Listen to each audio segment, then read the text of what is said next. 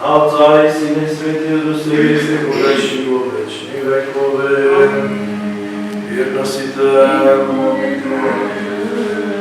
славите ваше, приконете Господа, Бога, Святия Цар, Исуса, Христа, на Съдъсвото, да се изсъмноща да направя милост, поднедите и ловите и си прибил се сами отдаде погледни на места на тия, ще ги вклоня, Святи Бога, защото ги вклоня на тълъка, напред тебе страшния вълпива, хвали, като жния, въздравили на сите нас за добър, всекому справедлива да бъде Твои зори, що това два Твои зори, що това болните изцели, лекар на душите и дълга.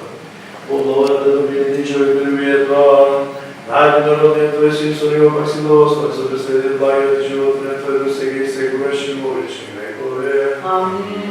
Послушай, Господи, всеки се Боже наше Твое, да се доживяващи и Твое слово прослава на Твое царство и преди за да носят и живите си Твое Солнце и да не било представи в нас и да остане се оправи на моите краща, да не краща да живиш, да не честим, а при нас се разидълни.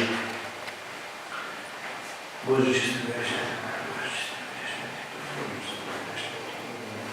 Да внимаваме светините за светите.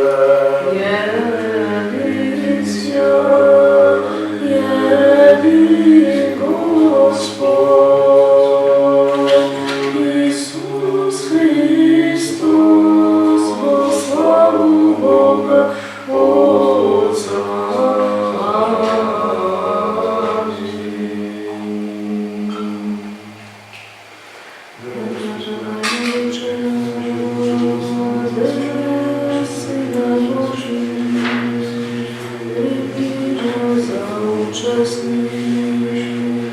Защо няма да я предадам тайната на Твоите неприятели? Нито ке ти дадам себе, како Юда, но како разбойник те изповедам. Спомни си за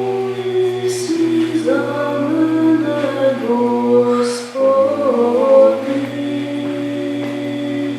во царството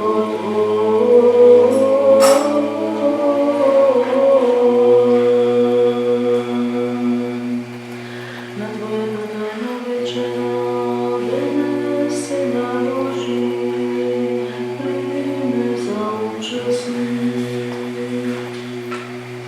Защо няма да я предадам тайната на Твоите неприятели? Нито ке ти дадам себе како Юда, но како разбойникот те изповедам. Спомни си за мене, Господи, во царството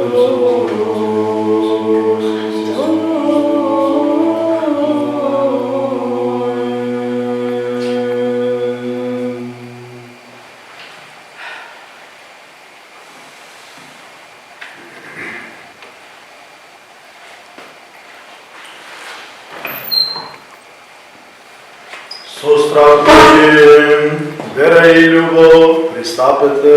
Благословен бяди во имя Господне, Господи, явися нам. Верувам, Господи, и изповедам дека Ти си навистина Христос, Синот на живиот Бог, кој дојде во светот да ги спасиш грешниците, од кои првиот сум јас.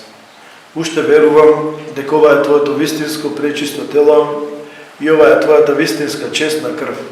Затоа Ти се молам, помилуј ме и прости ми ги моите прегрешенија, волни и неволни направени со збор или со дело, во знаење или незнаење, и удостои ме неосудено да се причастам со Твоите пречисти тајни за простување на гревовите и за вечен живот. Амин. Сине Божие, прими ме денес за учесник на Твоята тајна вечера. Зашто нема да ја кажам тајната на Твоите непријатели, ниту целив ке Ти дадам како Јуда, туку како разбойникот Те изповедам. Спомни си за мене, Господи, во Твоето царство. Господи, причествувањето со Твоите свети тајни, да не ми биде за суд и за осуда, но за исцеление на душата и телото. Amen.